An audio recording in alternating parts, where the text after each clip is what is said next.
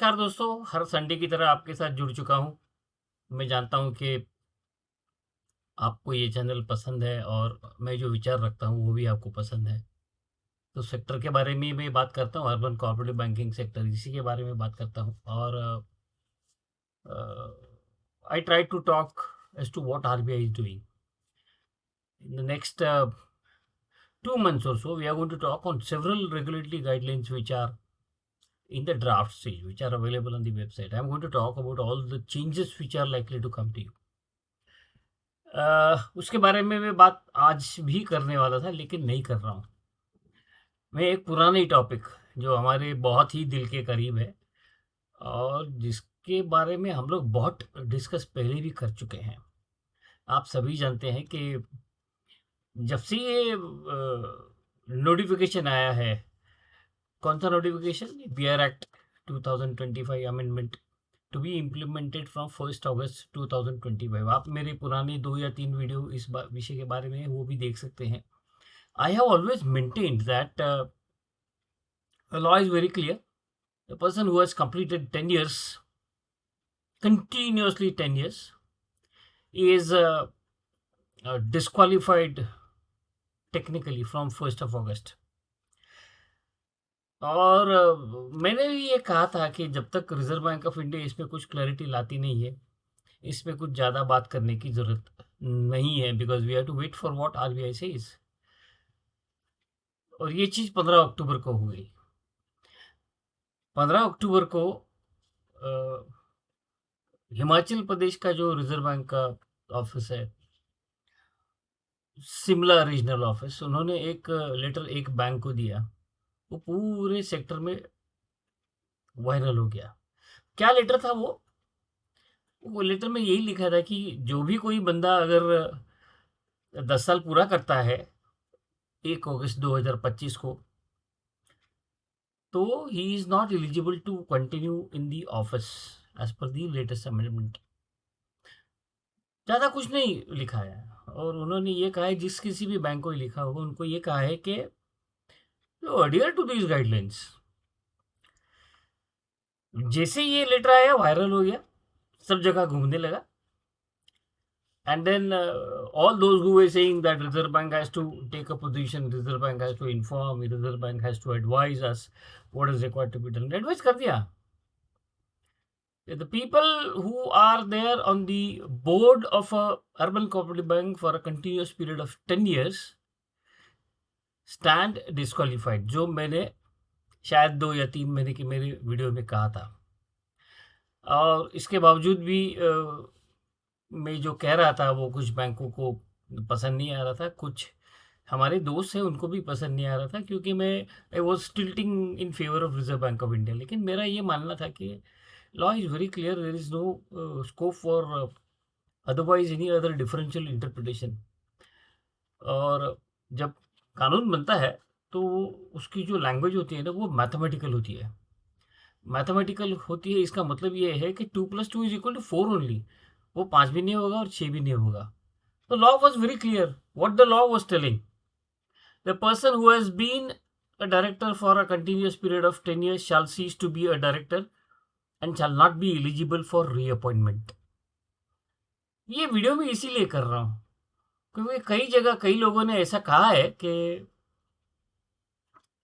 Eligible for reappointment अगर होते तो बात अलग होती, but you are not eligible for reappointment. कई जगह पे कई एसोसिएशन ने और ये ऐसी पोजीशन ली थी कि भाई 10 साल हो गए, रुक जाते हैं, 5 साल के बाद फिर से इलेक्ट होके आते हैं। उसका मतलब ये यहाँ पे निकलता नहीं है।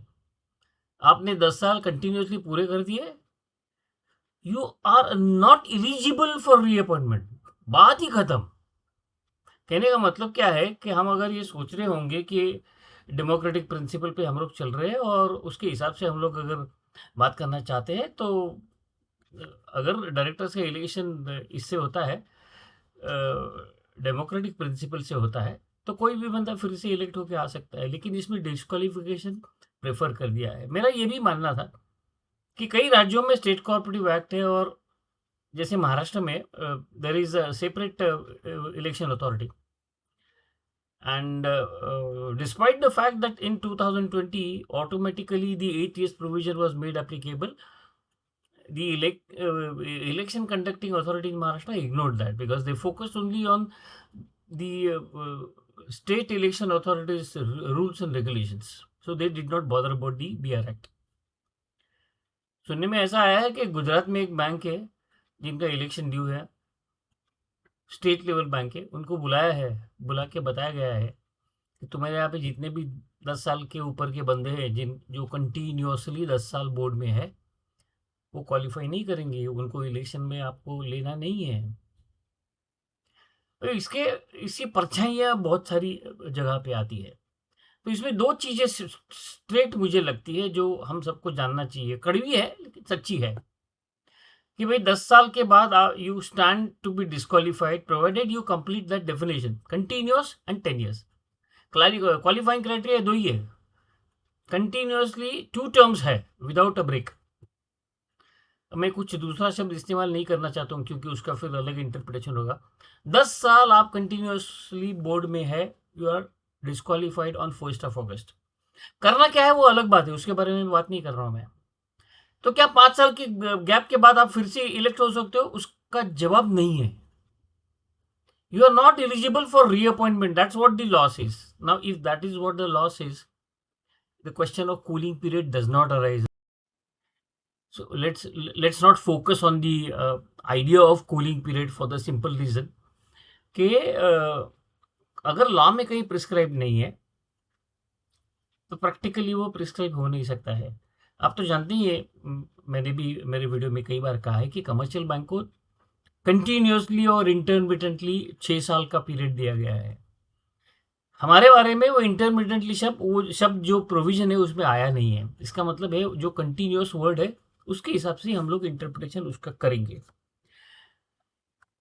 अभी इसमें कई सारे सवाल और आ रहे हैं कि भाई 2020 में जो BR एक्ट अमेंड हुआ था उसमें जो 56 सेक्शन ओपन कर दिया गया, उधेड़ दिया, reserve bank virtually open it, उसकी वजह से सेक्शन 10 है हमें अप्लाई हो गया और वहाँ पे 8 साल का टर्म लिखा हुआ था।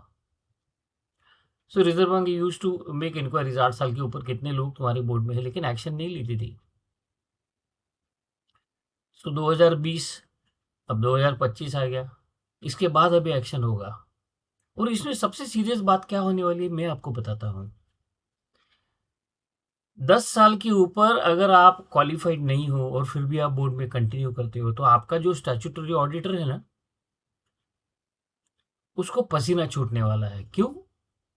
उसको क्यों पसीना छूटने वाला है, इसकी वजह भी मैं आपको बताता हूँ। वजह यह है कि अगर बैंक किसी कानून का इस्तेमाल नहीं करती है, कंप्लाई नहीं करती है, अगर किसी कानून को बैंक कंप्लाई नहीं करती है तो आपके स्टैट्यूटरी ऑडिटर्स का जो रिपोर्ट आता है या जो फिर सर्टिफिकेट आता है उसमें उसे लिखना पड़ता है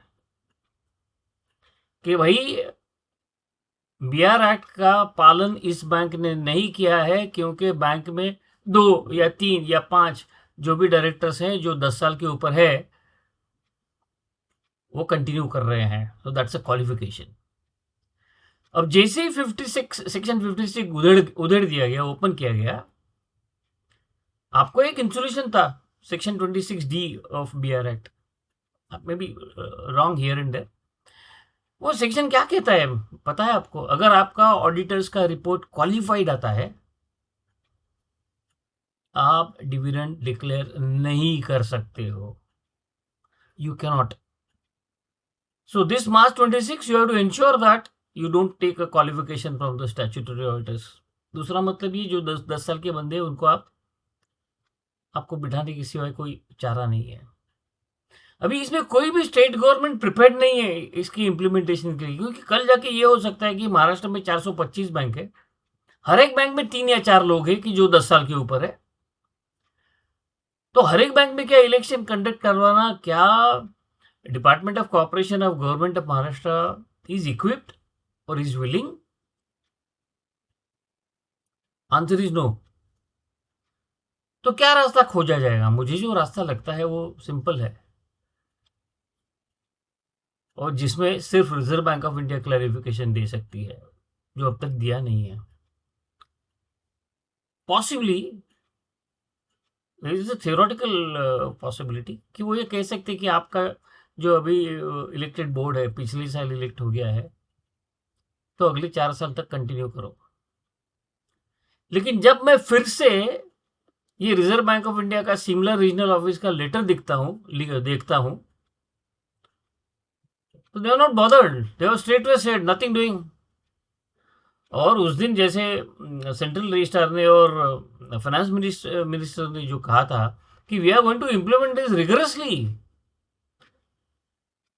वजह कुछ भी हो, अब जब हमें रास्ता नहीं मिल रहा है या फिर हमें ऐसा लगता है कि हम लोग एक कॉर्नर में आ गए हैं, तो हम लोग अलग अलग तरीके से सोचना शुरुआत कर देते हैं। क्या अभी सेक्टर में सोच चल रही है, ओवरऑल डिस्कशन क्या चल रहा है, that the NAFCA or the state federation or all these guys should come together and move Supreme Court or respective states high court challenging the provision that has come. This is waste of time. उसकी वजह भी बताता हूँ मैं आपको, ये waste of time क्यों होगा। भाई ये बीआर एक्ट की अमेंडमेंट जो आई है, जो नोटिफाई हुई है अभी रिसेंटली, जिसमें 1 अगस्त से इम्प्लीमेंटेशन नोटिफाई कर दिया गया है, has been passed by both the houses of Lok Sabha, which is Lok Sabha as well as Rajya Sabha. Banking Regulation Act is not a state act, it is a central act, superseding all other provisions in all other acts like State Cooperative Act। कुछ भी लिखा हो supersede करेगा। तो इसका मतलब ये है कि बीआर एक्ट में जो प्रोविजन आई है वो किसी भी कोर्ट में आप चैलेंज नहीं कर सकते हो, उसमें सिर्फ अमेंडमेंट ला सकते हो, जो कि पार्लियामेंट के बोथ हाउसेस में होना चाहिए। अब ये क्यों नहीं होगा, इसकी वजह भी मैं आपको बताता हूँ। जब ये 8 साल का आया तो nobody was really looking at it, and then people at various positions were taking a position, sir वो 8 साल का जो है वो 10 साल का कर दो, यानी 5 साल का 2 प्रोविजन हो गया। खुद ने मांगा है आपने, आपके फेडरेशन ने और नाफकब ने खुद ने मांगा है कि भाई 5 साल के 2 टर्म्स दे दो, we have no issues. Now can you go back to the government और can you go back to the court? क्योंकि गवर्नमेंट को तो सिंपल काम करना है। आप अगर सुप्रीम कोर्ट में जाते हो या हाई कोर्ट में जाते हो, एक सिंपल लेटर जो आपके किसी फेडरेशन का होगा वो प्रोड्यूस करना है, that these guys have accepted the 10 years period, at their request we amended the BR Act। क्या करोगे फिर? तो ये चर्चा करना ठीक है, डिस्कशन करना भी काफ़ी अच्छा है, लेकिन इसमें कोई रास्ता नज़र नहीं आता, और जो परिणाम या जो इम्पैक्ट है वो पूरे सेक्टर पे आ रहा है, जिसके लिए मैंने और एक वीडियो बनाया था जहाँ पे मैं ये कह रहा था कि भाई every bank has to prepare for the succession planning year on year basis, should identify the candidates who are qualifying the fit and proper criteria and the definition of BR Act in terms of knowledge and experience and expertise। और ये जब मैं कहता हूँ तो मुझे लगता है कि हम इस किसी होप में रहें कि इसमें कोई reserve bank of India relaxation देगा, मुझे नहीं लगता, क्योंकि ये लाया ही इस चीज़ के लिए है, और अगर इस चीज़ के लिए लाया गया है तो आपको ये मानना है कि 10 साल का तो आ गया, आपके पास कोई चॉइस अभी बचा नहीं है, रिजर्व बैंक ने पोजीशन ले ली चाहिए, वो ले लिया रिजर्व बैंक ने। दी Simla regional office has taken a position, so every regional office or even the central office or head office will take a position। एक बात बताऊं, इतनी इंपॉर्टेंट चीज पे अगर शिमला रीजनल ऑफिस का लेटर आता है तो इसका मतलब ये है top to bottom everybody knows the subject, all the key decision makers they know the subject, and therefore this one junior officer of Reserve Bank of India has responded with a proper mandate। तो वो लिख ही नहीं सकता, और मान के चलो कि रिजर्व बैंक के टॉप बॉसेस को मालूम नहीं, इस बंदे ने लिख दिया, reserve bank can not do reverse. आप जानते हो कि कई बार आपके इंस्पेक्शन में रिजर्व बैंक ऑफ इंडिया के जो आपका इंस्पेक्शन होता है उसमें इंस्पेक्टिंग अथॉरिटीज कुछ एनपीएस निकालती है, कई बार वो गलत भी होते हैं, लेकिन वो इंस्पेक्टर के जो बॉसेस होते हैं ना, they stand behind him, they don't say that our officer has made mistake, they don't say that. Why? That's the culture that they are having। तो इसका दूसरा कॉर्नरी मीनिंग मुझे ये लगता है कि भाई ये जो शिमला रीजनल ऑफिस ने जो किया है, ये जिसको हम कहते हैं making us aware of the things that are likely to come. And when I see scan the Reserve Bank of India's website, let me tell you, there are quite a few things which are changing. Quite a few things, right from ALM to corporate governance to everyone, everything. And I'll be talking about this, all those subjects which I was supposed to talk today, but I have not talked because each of the subject is huge and requires a lot of study, evaluation, analysis before talking to you. तो वही ये BR act का जो provision है 10 साल का, वो आ गया है. You have to start preparing for the chain events that would occur in your bank. तो सबसे पहले मुझे लगता है कि सबसे पहले सिंपल चीज आपको ये करनी है कि आपको RBI को इन्फॉर्म करना है कि this is the amendment. Our election was held से लास्ट मंथ, दैट इज से September 25. आपको RBI को इन्फॉर्म करना है कि फिर भी हमारे यहाँ 3 लोग ऐसे हैं कि जिनका 10 साल का ये हो गया है, तो क्या हमें फिर से इलेक्शन कंडक्ट करवाना है या फिर ये हमारे करंट बोर्ड की जो अगली टर्म है तब तक हम चालू रखें. आस्क, पूछने में क्या जाता है, ना बोलेंगे. आपको झाड़ेंगे वो, तुमको अकल नहीं है क्या? BR एक्ट इंटरप्रिट किस तरह से करना आपको पता नहीं है क्या? ठीक है, but then you can ask this question. ऐसे ही किसी बैंक ने हिमाचल प्रदेश में पूछ लिया तो जवाब आ गया. अब पसीने छूट रहे कि भाई हम किसी कोर्ट में जाएंगे. मत जाओ, don't go. There is no point in going because the BR Act amendment has been done after a lot of study. आपको अगर कुछ सवाल है, कुछ चीज़ आपको पूछना है तो पूछिएगा. मुझे लगता है कि हमें कॉर्पोरेट गवर्नेंस, रिस्क मैनेजमेंट और ये सब चीज़ें हैं, इनका पालन करना बहुत ज़रूरी है. We can not say that we don't want to comply, क्योंकि लाइसेंस लिया है. Prepare for the things which are likely to change in your bank's life. आपको अगर मेरे विचार अच्छे लगते हैं तो इस वीडियो को लाइक कीजिएगा, सब्सक्राइब कीजिएगा, शेयर कीजिएगा. ये वीडियो पूरे बैंक में शेयर कीजिएगा, because knowledge is power. You should educate everyone. This is the simplest way to educate. So thank you so much for watching this video, and please put up your comments bluntly, because there was a comment on the series which I conducted with Dr. Uday Tadlarkar, that sir, I should focus and you should focus on only on cooperative banks. But then I wanted you to know what is happening in geopolitics and geoeconomics. Not many have watched it, but then it's going to impact your yields and the bottom lines. So you should have the knowledge. जैसे ये knowledge मैं आपके साथ share कर रहा हूँ कि भैया तैयार रहो. ऐसे मत बैठे रहो कि देखेंगे क्या होता है. No, that time is gone. So thank you so much for watching the channel and liking the channel. Thank you so much.